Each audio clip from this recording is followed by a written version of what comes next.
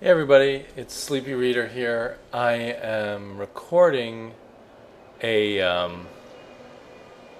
pardon me, it's Sleepy Reader here, and I am responding to James Donnelly's request for reviews or criticisms on his original Batman script that he has posted on his Tumblr, which is theshadowgallerycomics.tumblr.com. If you scroll down just a little bit, you see original story, Batman the Unknown, Won't You Come See? So this is really for James, because it's just the critique he asked for. Other people can listen if you want. Let me say first, James, that I really enjoyed reading this. It's gripping. It's a huge emotional roller coaster. It's a very psychological, emotional take on Batman and his closest supporting characters. It's very readable. You're great at dialogue. You create characters really well through your dialogue. Villains, particularly, we all know those are the most fun anyway. But I mean, you kick ass with creating character through dialogue. I have never critiqued or reviewed a script. I do have quite a bit of writers' critique group experience critiquing science fiction stories. So we can bear that in mind. I'm doing my best based on that kind of experience. So I'm just trying to guess how this makes sense as a comic book script. My gut feeling is it's actually probably a better read on paper than it would make for a comic book script at the moment, because the dialogue goes on so long, as you're probably well aware. And I know that you put this up just because you've worked on it a long time and you want to see what people think. So the basic thing is I really enjoyed it. Not counting it as a comic book script, I think the only places where I stumbled a little bit is I don't quite know enough Batman lore to totally follow all the references. You really know a lot about Batman. I think I've read plenty of Batman, but kind of here and there. I flitter like a butterfly, and so I don't know everything about Batman.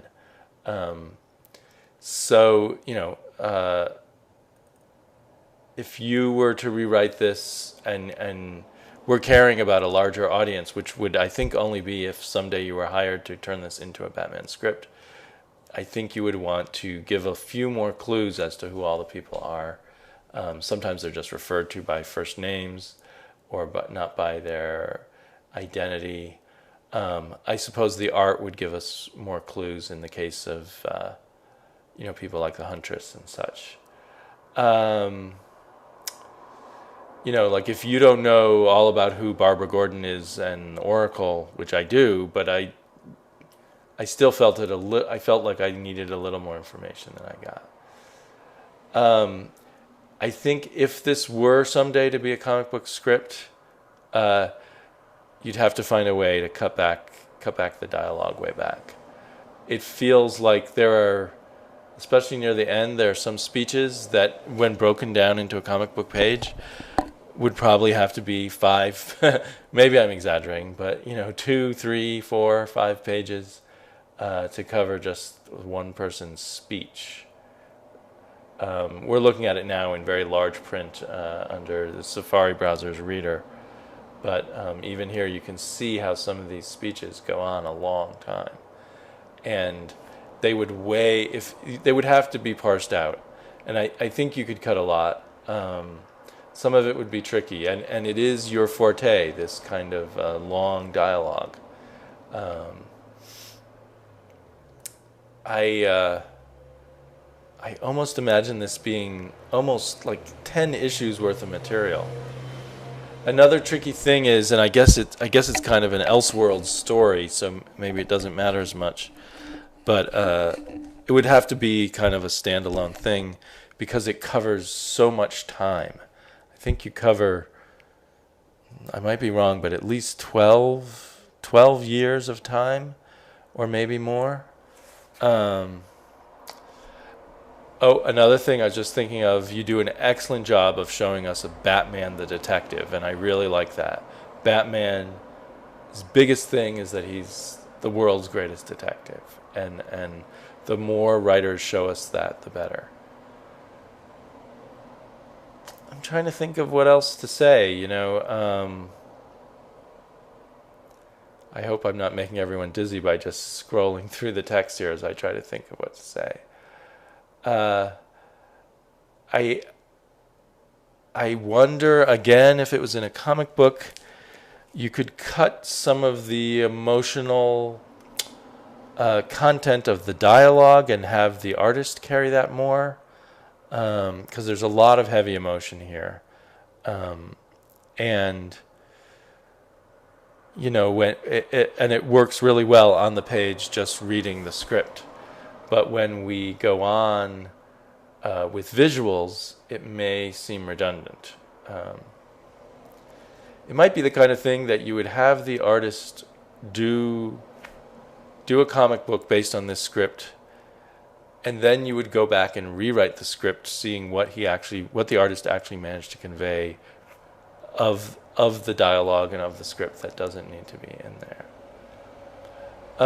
The one character thing I would question, there's a point at which, this is a spoiler for anyone who wants to read the script, you might not want to continue further until you've read it,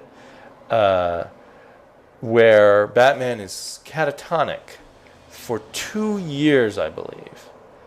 And I just feel this, again, maybe it would work because it would be like an Elseworlds or something. I feel this is too extreme of a period of time for him to not be able to handle his grief, because he is a hero, and ultimately we want him to be strong and rise above. So I could buy him going catatonic for 2 or 3 months, maybe 6 months at the most. And it was a clever thing that part of his catatonia is he's trying to solve the crime. But 2 years just seemed too much for us to buy, and it changes our view of the hero. That he's just letting go of the world for so long. In another story with another character, that would be great.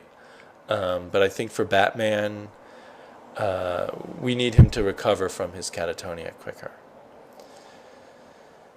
So in the larger picture, and this is probably all very obvious to you, but I'm going to say it just in case.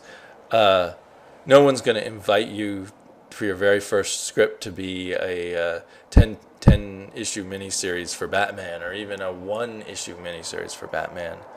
So this is something to keep in your back pocket if you ever do become a script writer, a writer of comic books. I think you've talked about how you started working on a comic book with someone and it didn't work out in the end. I'm guessing ultimately